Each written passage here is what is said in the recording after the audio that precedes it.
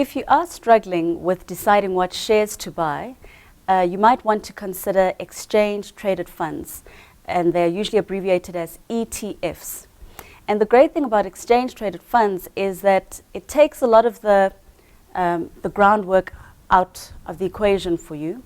Exchange-traded funds are a great way to diversify your portfolio when you want to start investing.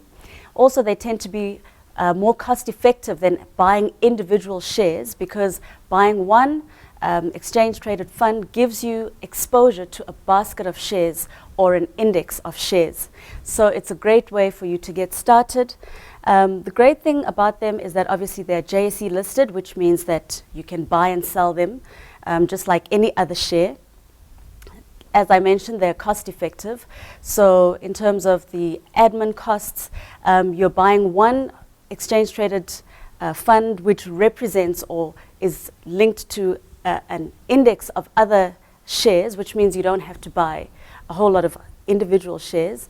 And also it's a great diversification tool. So for instance, if you had to buy an ETF that references the FTSE top 40, you'd have exposure to the top 40 companies in the JSE just through that one ETF. And then when dividends are paid, you also receive dividends just like any ordinary shareholder. So it is definitely something that you should consider if you're still not sure how to go about deciding which shares to buy.